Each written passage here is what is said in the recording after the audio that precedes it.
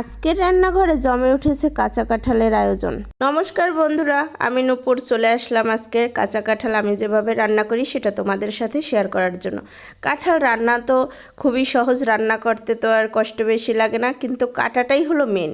কাঁচা কাঁঠাল কাটা মানে যুদ্ধ, তো যুদ্ধকে জয় করতে হবে। তো সেজন্য তোমাদের সাথে একটা টিপস শেয়ার করব। দেখো আমি কি করি, আমি আগে কাঁঠাল দুটোকে এরকম কেটে এখন হচ্ছে আমি এরকম বেশি গামলা ভরে জল নিয়ে তার ভিতরে এরকম ভিজিয়ে রাখবো। এটা দেখো তো, ভিজিয়ে রাখলে হয় কি একদম আঠাগুলো জলের সাথে মিলিয়ে যায়। আসলে এটা তোমরা অনেকেই হয়তো বা জানো, অনেকেই জানো না। যারা নতুন আছো তারা হয়তো বা জানবে না, আবার জানতেও পারো। তো আমি এই টিপসটা তোমাদের সাথে শেয়ার করলাম, এটা অনেক কার্যকরী। আঠা তাহলে লাগে না হাতে। তো আমি এই সব কাঁঠালগুলো কেটে টুকরো টুকরো করে কেটে ভিজিয়ে রেখেছি। তারপর দেখো এই যে লবণ হলুদ দিয়ে ফুটন্ত জলে একটু হালকা ভাপ দিয়ে নেব কাঁঠালটা। তো ভাপ দিয়ে নিয়ে আমি ঝরিয়ে নিয়েছি। তো এখন আমি কাঁঠালটা ভেজে নেব, লাল লাল করে কাঁঠালটা ভাজতে হবে। তো এরকম দেখো আমি তেল গরম করে সুন্দর করে আগে কড়াইটা গরম করতে হবে। কড়াইটা যদি ভালো করে গরম করা হয় তাহলে কিন্তু ওই কাঁঠাল লেগে যায় না।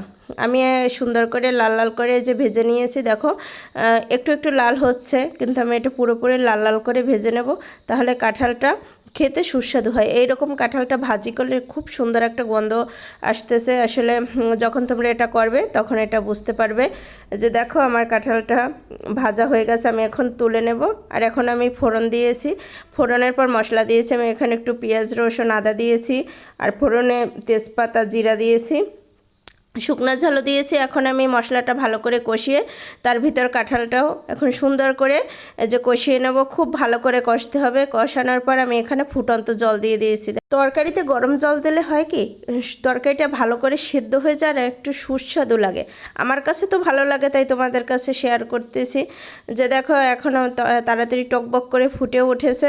তো এরকম সুন্দর করে কষিয়ে কষিয়ে রান্না করলে অসাধারণ খেতে লাগে। আসলে আমি তো এরকম করে পছন্দ করি। তোমরা কীরকম পছন্দ করো অবশ্যই কিন্তু কমেন্টে জানাবে। আর যারা যারা আমার ভিডিওটা দেখছো ইউটিউব থেকে যারা দেখছো অবশ্যই কিন্তু সাবস্ক্রাইব করে আমার পাশে থাকবে। আর এই যে দেখো আমার কাঁঠালটা একটু সেদ্ধও হয়ে গেছে। এখন আমি যে দেখো কত সুন্দর হয়েছে, মানে তোমরা না করলে বুঝবে না।